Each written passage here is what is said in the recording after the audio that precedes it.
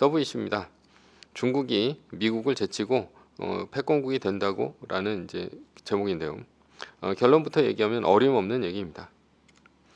중국이 2014년 PPP 기준으로 미국을 앞서며 세계 1위로 올랐습니다. 명목 GDP로 따졌을 때 2028년에는 미중 간 역전이 일어난다고 했습니다. 2021년 1인당 명목 GDP는 중국의 1인당 명목 GDP는 12,000달러인데요. 미국의 6분의 1 수준입니다. 현재의 GDP 발전 속도로 봤을 때 매년 6% 이상으로 발전하면 2028년쯤 미국을 따라잡을 것입니다. 그래서 중국의 GDP 6%에 목숨을 걸었던 것이죠. 그런데 만약 중국의 GDP가 미국보다 떨어진다면 아니면 6%보다 현저히 떨어진다면 어떻게 됐냐 이거죠. 이런 산술적인 계산이 필요 없게 됩니다. 뭐 1000년이 걸릴 수도 있다는 얘기죠. 2022년 상반기 중국 경제 결산 하반기에는 반등할까라는 기사가 있는데요. 여기 보시면 2022년 상반기 중국 2분기 경제 성장률은 0.4%였습니다. 6%까지 가기에는 아주 먼 숫자죠. 물론 중국이 도시 봉쇄와 유가 상승으로 인한 인플레이션으로 경기 둔화가 일어난 것입니다. 그러나 중국의 경제 발전 속도가 느려지는 것이 단순히 인플레이션 등 외부 요인이 아니라 좀 더 구조적인 문제일 수 있다는 것을 상기해야 합니다. 구조적인 문제란 중국이 중진국 함정에 빠지는 것입니다. 중진국 함정이란 무엇이냐? 중진국에 진입한 국가들이 선진국으로 가지 못하고 중진국에 머물거나 후진국으로 떨어지는 경우를 말하는데요. 중진국에 머무른 대표적인 나라가 멕시코고요. 중진국으로 떨어진 나라는 아르헨티나입니다. 후진국은 관공업, 제조업, 건설업 등으로 2차 산업을 일으키고 열심히만 한다면 경제가 중진국까지는 올라갑니다. 그러다가 노동자들의 임금 인상으로 인해 제조업의 경쟁력을 잃어버립니다. 멕시코는 제조업으로 중진국까지 갔지만 결국 임금이 오르면서 중국으로 공장을 다 빼앗겨서 GDP가 후퇴하는 일이 벌어졌습니다.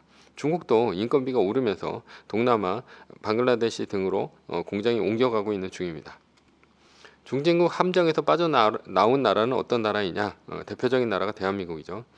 수출 제조업에서 중진국에 빠질 뻔했습니다. 그러나 반도체, 전자기기, 첨단 IT 제품 등 부가가치가 높은 제조업으로 바꾸고 나서 중진국 함정을 빠져나올 수 있었습니다.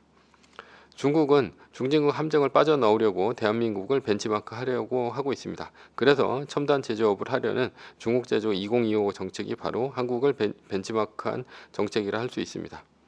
그러나 미국은 중국이 중진국 함정에서 빠져나오려는 것을 막고 있죠. 사실 한국이 중진국에서 빠져나온 것은 미국이 일본을 견제하면서 반사 이익을 거둔 경우입니다. 1980년대 일본은 반도체와 자동차로 미국에 수출을 하면서 일본의 GDP가 미국의 GDP를 앞지른다는 얘기가 있었죠. 그러자 미국은 일본과의 반도체 협정을 통해 일본의 반도체 연구 개발을 지연시켰습니다. 반면에 틈새를 비좁고 성장한 한국이 결국 세계 반도체 패권을 장악했죠. 그리고 일본의 자동차는 인플레이션 시대에 연비가 좋은 것에 미국에서 잘 팔리게 됩니다. 그러자 미국은 일본의 자동차 쿼터제를 둬서 일본 자동차의 생산을 줄여버렸죠. 덕분에 한국은 현대차가 포니를 미국에 수출함으로써 자동차 강국이 될 수 있었습니다. 그러나 지금은 미국이 중국을 적극적으로 압박하고 있죠. 대표적인 것이 반도체 치포 동맹이고 그리고 인플레이션 방지법 IRA이고요. 그리고 최근에는 이제 바이오 규제까지 가하면서 1980년대 일본처럼 만들려고 하고 있습니다. 미국의 도움을 받아도 될까 말까 한데 미국의 적극적인 견제를 받으면 일본처럼 장기 침체에 빠질 수 있죠. 물론 중국의 최악은 디폴트에 빠지는 것입니다. 첫 번째는 반도체 규제인데요. 모든 전자기기에는 반도체가 들어갑니다. 따라서 반도체가 들어가지 않으면 전자기기는 깡통이 되죠. 미국은 삼성, 하이닉스, TSMC 등의 반도체 기업들이 반도체 지원법으로 미국이 공장을 짓도록 했죠. 게다가 요즘에는 AMAT나 램 리서치 그리고 ASML의 반도체 장비를 중국에 공급하지 못하도록 했죠. 그리고 엔비디아, AMD가 첨단 반도체를 중국에 납품하지 못하도록 막았습니다. 이러면 앞으로 어떤 일이 벌어지냐? 중국은 떨어지는 성능의 반도체를 쓸 수밖에 없죠. 이것은 단순히 중국의 반도체를 공급하지 못하게 해서 첨단 산업을 망가뜨리려는 의도를 넘어섭니다. 바로 미중 무력 전쟁을 염두에 둔 것이죠. 왜냐하면 반도체는 첨단 무기에 들어가기 때문입니다.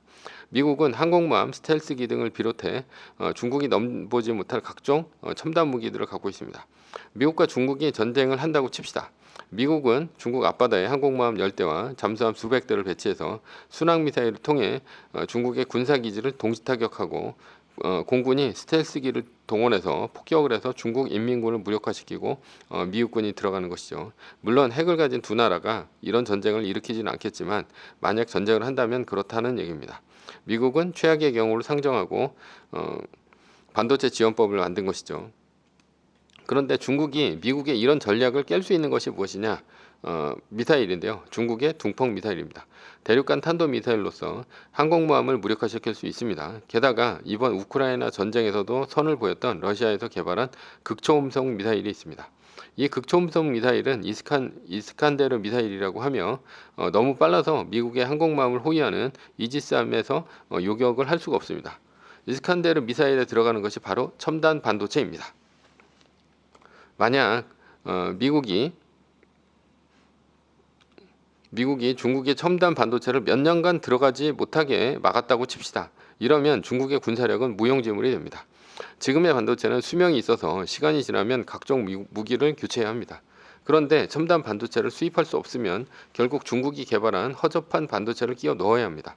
그러면 중국은 미사일이나 스텔스기, 인공위성, 그리고 드론, 슈퍼컴퓨터 등 각종 무기에 들어갈 첨단 반도체가 없다는 얘기가 됩니다. 결국 모든 군사 무기는 시간이 갈수록 쓸모 없어지는 것입니다. 예전에 히로시마에 미국이 떨군 핵은 반도체가 없어서 사람이 육안으로 확인하고 미사일을 떨어뜨렸습니다. 게다가 이런 멍텅구리 미사일은 바람에 날려서 정확하게 맞지도 않습니다. 수백 발 쏴야 하나 겨우 맞습니다. 가격 대비 성능비가 떨어지며 전쟁의 승기도 잡을 수 있죠. 그러나 지금은 첨단 반도체를 쓸 수 있어서 30cm 오차로 정확하게 타격할 수 있습니다. 러시아도 앞으로 제재를 받게 되니 한국, 대만, 미국의 반도체를 받을 수 없습니다. 그러면 군사강국인 러시아도 인공위성, 슈퍼컴퓨터, 스텔스기 등 이런 것들이 노후화되면서 쓰레기가 될 것이고 약체로 전락할 예정입니다. 그것이 미국이 하려는 반도체 치포 동맹의 숨은 뜻입니다. 두 번째는 IRA법인데요.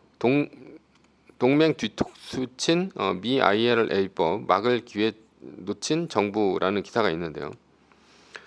미국에서만 생산 조립한 전기차에 1,000만 원의 세액공제 혜택을 주는 법입니다. 단 배터리도 미국에서 만들어야 하며 중국에서 만든 배터리는 미국에 갈 수 없습니다. 배터리에 들어가는 리튬, 코발트, 망간, 니켈 등 원료도 대부분 중국이 가지고 있죠. 이것을 가지고 한국 신문에서는 뒤통수를 맞았네, 흥분하네 하지만 법안이 만들어지기 전에는 로비를 해야지 법안 만들어진 다음에는 고치기가 힘듭니다. 법안 고치기가 얼마나 힘든데요. 그러나 중국보다 미국이 덜하죠. 미국은 그래도 클린한 가이드라인이 있지 않습니까? 그런데 중국은 배터리 규제를 하면서 아예 LG, 삼성 배터리는 말도 안 되는 규제로 보조금 주는 것을 막았습니다. 그래서 중국의 배터리 업체인 CATL, BYD가 큰 것이죠. 그런데 그때는 중국에 말 한마디 못하고 있다가 미국이 IRA 법안 만드니 장관 항의 방문한다고 하니 어이가 없을 뿐입니다. 물론 이것도 중국을 견제하기 위한 법입니다. 지금 인플레이션 때문에 유가가 오르고 있죠. 반면 전기차는 혜택을 보고 있습니다. 전기요금이 싸기 때문이죠. 그래서 전기차 운영하는 택시 운전기사는 요즘 엄청 이득을 보고 있습니다. 미국은 그래서 전기차가 늘어나고 있죠. 미국은 한국처럼 공동주택이 아닙니다. 따라서 단독주택에서 플러그만 빼서 뽑으면 얼마든지 전기가 충전이 가능할 것입니다. 그러니 LA와 같이 유가가 높은 지역에서는 전기차 수요가 늘어날 것으로 보입니다. 만약 미국에서 중국 전기차를 막지 않으면 가장 큰 피해를 보는 곳은 어디입니까? 한국의 LG, 삼성, SK 아닙니까?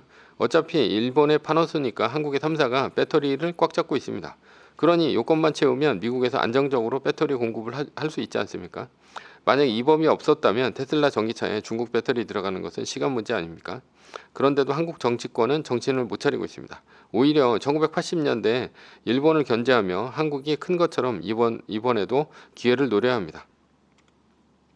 세 번째는 바이오인데요. 약가 통제에 바이오 생산 빗장까지 미국에서 무슨 일이 이런 기사가 있는데요. 미국이 IRA에 이어서 바이오 법안까지 만들었습니다. 올해 중국에서 바이오 5개년 계획을 만들었는데 이것에 대항하는 법안이죠. 물론 이 법은 중국을 견제하는 법입니다. 아마도 미국은 이번 코로나 위기를 겪으면서 중국의 의약품이 미국이 얼마나 침투했나를 알고 있었을 것입니다. 미국은 중국의 의약품 수출을 막는다면 중국이 만약에 미국의 의약품 수출을 막는다면 마스크 하나 제대로 낄 수 없다는 사실을 알았죠. 따라서 중국이 미국과 전쟁이 벌어지면 의약품 및 관련 용품 수출을 막으면서 미국의 병원은 올 수 없답니다. 그러니 미국은 중국을 제외한 나라들에게 미국의 공장을 만들고 의약품을 만들라 한 것입니다. 지금은 인플레이션 시대입니다. 인플레이션은 중국의 발전을 더디게 할 것이고요. 그로 인해 중국은 부채 함정에 빠질 것입니다. 미국은 소비의 나라입니다. 인플레이션이 심한데도 불구하고 소비가 줄어들 생각을 안 하고 있죠. 일단 달러 가치가 높아서 수입 물가 가격에 타격을 받지 않고 있고요. 따라서 소비를 위축시키려는 연준은 더 강한 긴축을 할 수밖에 없습니다. 미국 경제는 견고합니다. 그러나 중국은 인플레이션으로 인해 경제가 더 안 좋아지고 있습니다. 연준이 긴축을 하면 글로벌 자금이 미국으로 들어와 신흥국은 중국의 돈줄을 말리고 있습니다. 중국은 할 수 없이 중국의 돈을 풀어서 경제 성장을 하고 있죠. 이러면 중국은 내수 경기를 살리겠지만 국가의 부채가 늘어납니다. 결국 국가의 부채로 인해 신용등급이 떨어지게 됩니다. 국제 투자자 사이에서는 기피 대상이 되죠. 왜냐하면